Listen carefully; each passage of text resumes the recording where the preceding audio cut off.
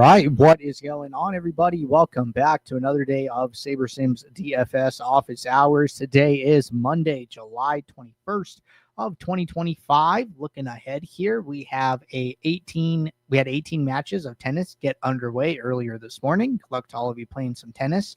For the rest of the day, it'll be filled up by MLB action. We have a 10-game MLB main slate. We did also have a League of Legends slate earlier this morning as well, so good luck to all of you who played that. But for those of you who are new here, welcome. My name is Andrew, one of the coaches over here at SaberSim.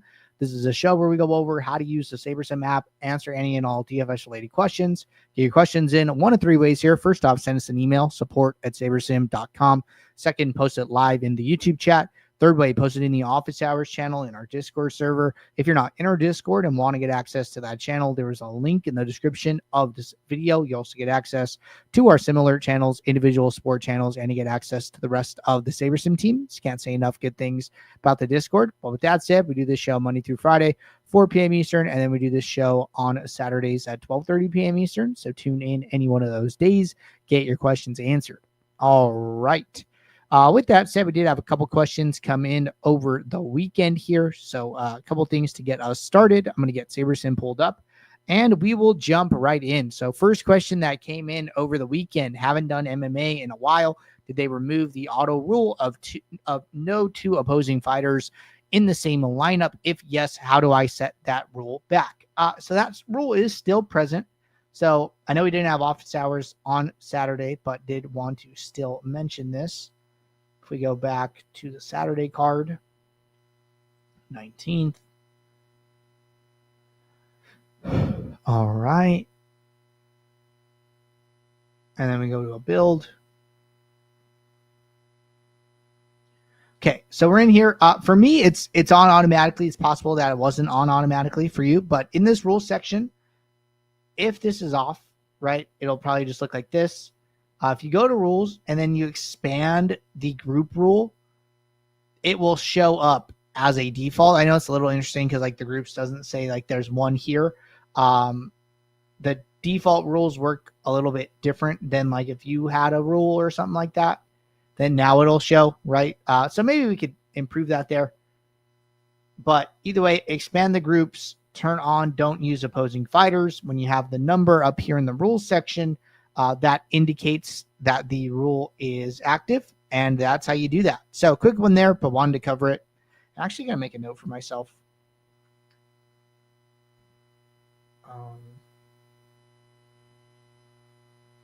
Default rules.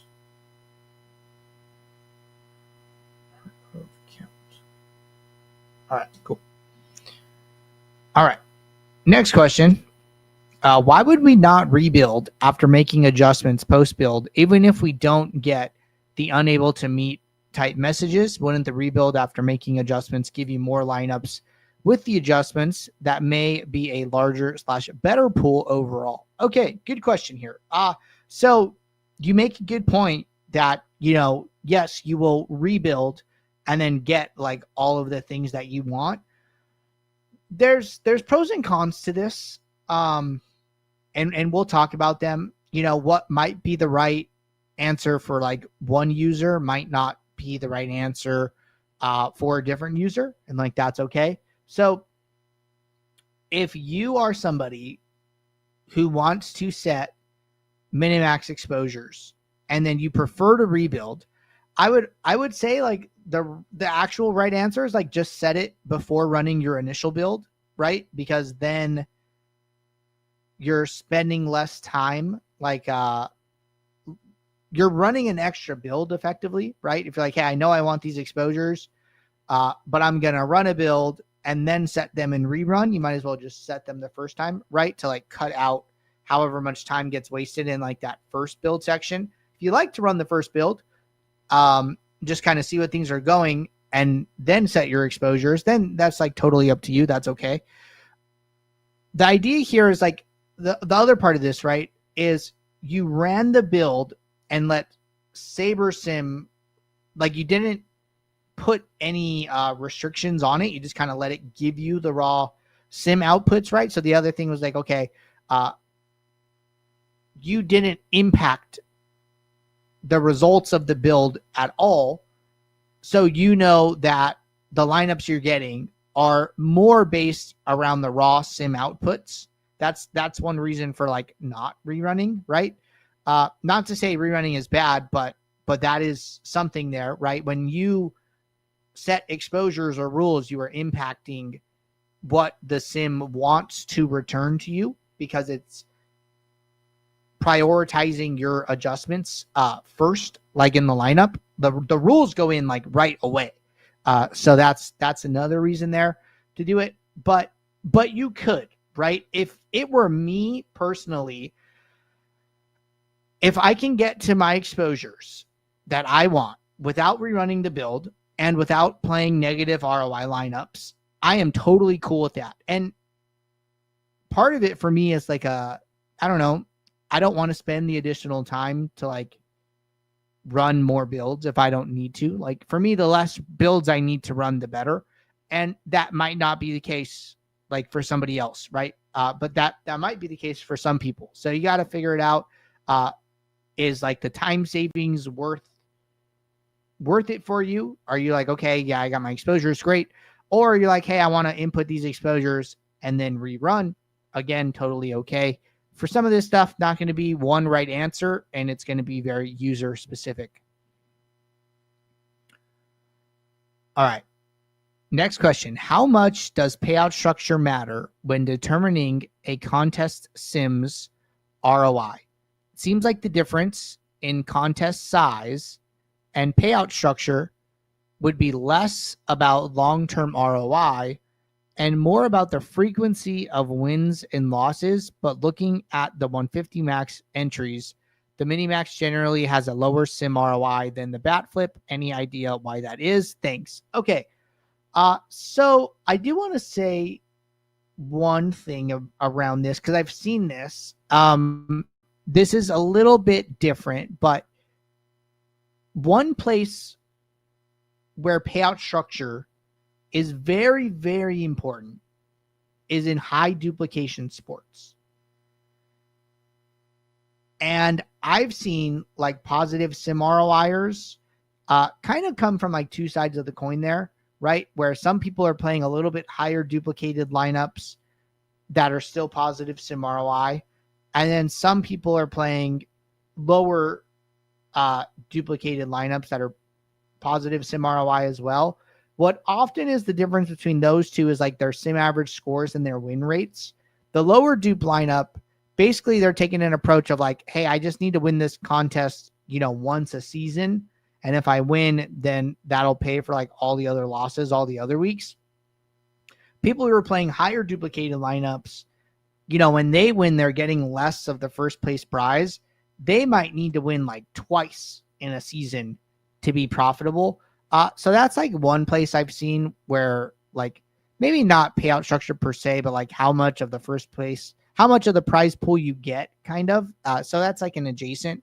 But the reason, in my opinion, the minimax grades out lower is generally due to the number of unique users needed to max the contest. Okay. So for instance, and we can just go back to yesterday. Yesterday should be a fine example. So let's go back to yesterday's MLB slate.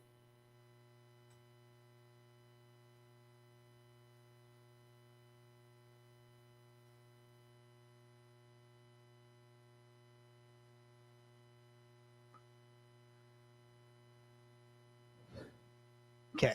And then we go to the mini max. So let's sort. Okay, so mini max here, right? $1 mini max, 70K entries. Okay.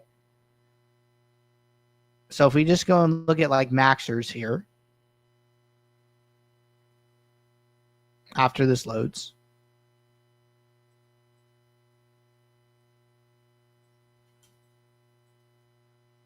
There are very, very few positive sim ROIers in this contest. Now, to me, right, part of the problem here is that if you have 17, what was it, 835 divided by 150, it takes approximately 119 people to max this contest. Now, I think that even though this is a low stakes contest, there are still plenty of good players who have access to this contest in their lobby.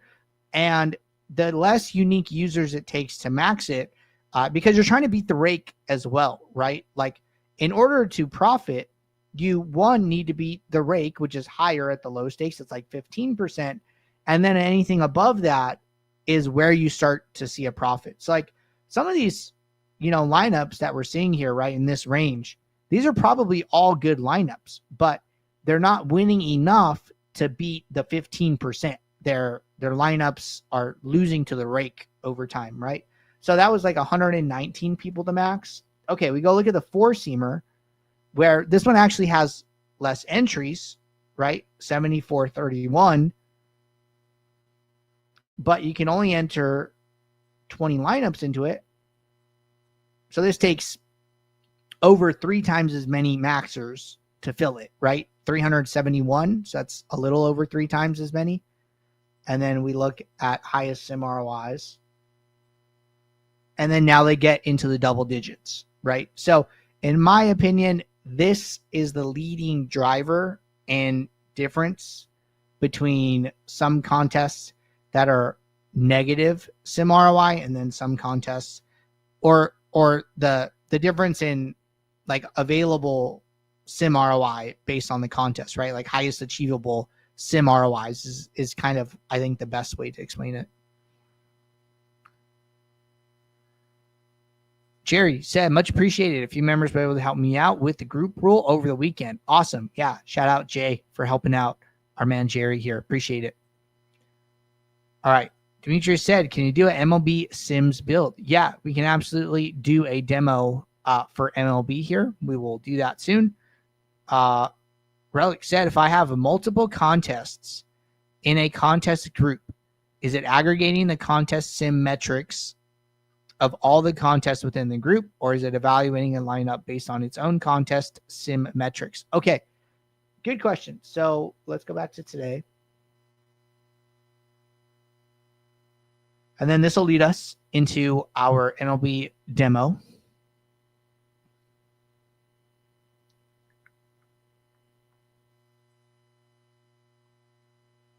So if I go to a build, and then I go to my lineups, and let's say I just add a lineup group. Now, if I have, 2 lineup groups with 1 contest in each, that is like the old autofill was, where each group is using that specific contest's ROI when grading it. When I put 2 contests within 1 group, that is now direct fill, where it would average the ROIs across the lineups. So what it's doing is it's combining the ROIs, finding the mean of the ROIs for a single lineup across 2 different contests, and then ranking it by that, right? So if I had, 1 lineup here and 2 contests, and 1 contest sim ROI was 100%, 1 was 200%, it would be ranking the lineup as if its sim ROI was 150%. So it's always going to use an average when you start to add multiple contests to an individual group. All right. Follow up. So if I have 5 contests in a group and turn off the contest sims of 4 of the 5, all 5 contests will then be evaluated using the contest sim metrics of that singular group. So basically, your answer is yes. You're effectively making the ROIs of those additional contests 0. So yes, it does end up having the impact that you want it to, of only using 1 particular sim. Okay, good stuff there. Let's roll into this MLB demo. And it looks like we're caught up in office hours still. Cool. All right. So building lineups for MLB here. Like I say, Cool Tank's trying to avoid having to run tons and tons of contest sims. I could totally understand where you're coming from. Demetrius said I keep getting duplicate lineups. So the best way to avoid duplicate lineups is in the lineup section, go to settings, turn on this avoid duplicates across lineup groups. As long as this is toggled on, you shouldn't get duplicates. If this is toggled on and you are still getting duplicates, then what I would do is go to the top right corner menu, go to report a problem, just write it, wait till it happens and then send us a report and just say, hey, I'm getting duplicate lineups still, and my toggle is on or something like that. From there, our team can investigate and see what the problem actually is. So this is the best way to report potential like bugs or errors that for sure, like, hey, I'm doing this right. Or even if you don't, sending it in and like, hey, I think I did this right, but I'm not 100% sure. Our team can take it from there. All right, so we're going to build some lineups here. I'm going to build, say, 5,000 lineups, make a couple adjustments to projections, turn on a don't use back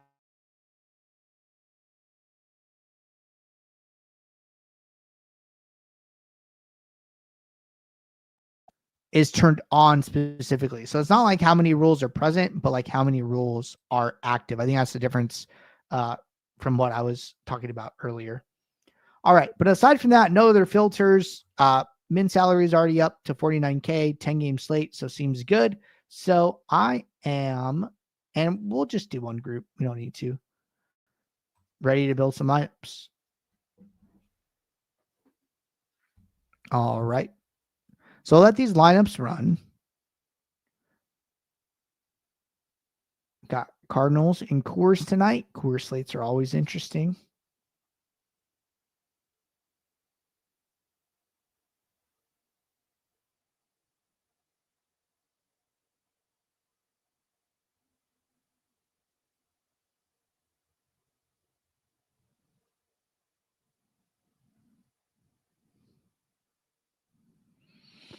And our build is almost done here.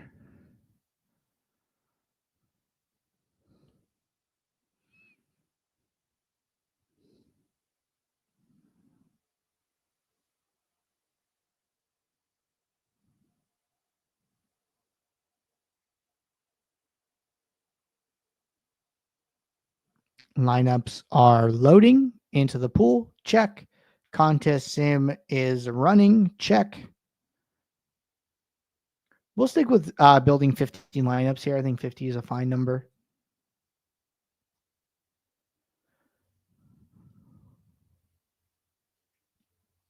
All right, our sim is finishing up. Cool. I'm going to switch diversity from uniques to portfolio.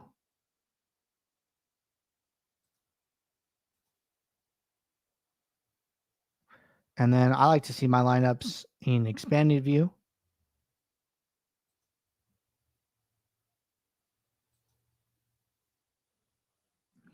All right. One other thing I might do now that this is run is just turn on an ROI greater than 0 filter here.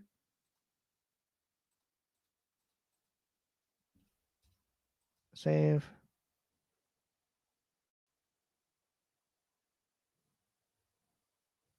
Cool. So this will rediversify. Shouldn't really change anything, but it is a good thing to have on for once we start making some changes. So from our pool of 5,000, we are working with still over 4,000 lineups. So that's good. Not too many lineups in the trash there. And then I scroll over, got some aggregate metrics, projection, ROI, seem good here. I'm going to expand this group out now. And now I'm about ready to start making some adjustments here. So I like to start from like a zoomed out approach, right? Just making sure that like we're getting correlation in our lineups, getting nice stacks. Looks like we are, right? Top 3 stack types are all 5 stacks, ranked by exposure. Team stacks, getting Cardinals and Coors, getting Colorado, probably some game stacks there, and then getting some other teams complementing along the way.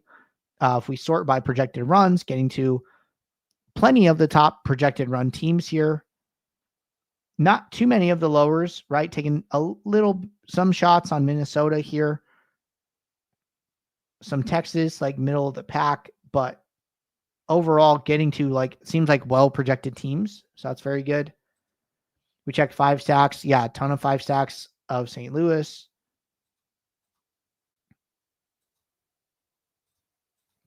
Pretty spread out at the 2, 3, 4 stacks. It's just that one big St. Louis 5 stack standing out. All right. So pretty happy with stacks as far as like types. Pretty happy with our teams that we're getting and just like making sure we're getting to well projected run teams. That seems good. Now moving on to pitchers. Some leverage on Baz, not like a ton here, but some, right? Second highest projected. Our top 2 exposures really are the 2 highest projected pitchers. We're getting to some value pitchers, right? Some leverage on like Lopez, some leverage on Gallen, kind of even on leader here. So we're getting value. We're getting projection in the pitcher spot, which is what we want just because they're a little bit more consistent than batters. So pitcher exposures look good. Go over to my batters. Okay, we're seeing a lot of the Cardinals. We kind of expected that. Now, one thing I might do here, just because, Cardinals are like far and away a higher stack than everyone else, especially when you go to the 5 stacks, just check their lineup exposure a little bit closer, right? Like, hey, I want to make sure I agree with our spread here. So I go in and it actually looks pretty good, right? I'm pretty happy with this. 20 to 30% of 1 through 5, 18% 6, 14% 7, 14% 9, 6% 8 hitter, kind of. This is like our one like negative leverage, right? Maybe a little bit on Jordan Walker, like 0.5%, but we do have way less lineups to like Pedro Paez than we do to any other batter in this lineup. If you wanted to like close this gap a little bit, I wouldn't say that's like a bad thing. Like, hey, I have double-digit exposure to every other batter. I want to put 10% to like Paez as well. And then I put in the 10, click apply, rediversifies. And then let's see what happens. And then, yeah, now we're more even, right? I think we took one Herrera lineup to get some more Paez. Like, I don't know if you want to make that trade-off, right? But now this is a lot. The spread here, right, looks a lot more even across the entire lineup. So that is something you can consider doing. We did only lose like 3% ROI to make that one adjustment. It's like, that seems okay. So yeah, that's like one, I think, good, just like quality thing to do, especially if you have like one stack standing out way more than all the others, right? Like St. Louis is twice as exposed as any other team here. So it could be good to like pay a little bit of extra attention to them. All right. So we looked at correlation. We looked at stacks. We looked at 5 stacks. We looked at pitchers. We looked at batters. We looked at our highest exposed team. We made one adjustment. We didn't lose that much in terms of aggregate metrics for that change. I'm happy with these lineups. I would be ready to save them and upload them to my contest at this point. But yeah, that's how I'm handling lineup groups, fine-tune adjustments with exposures, and trying to trust the diversifier. All right. I think we are all set here. Appreciate you guys tuning in. I'll be back tomorrow, 4 p.m. Eastern for our next show. So until then, everybody, take care. Good luck. Thanks. Bye.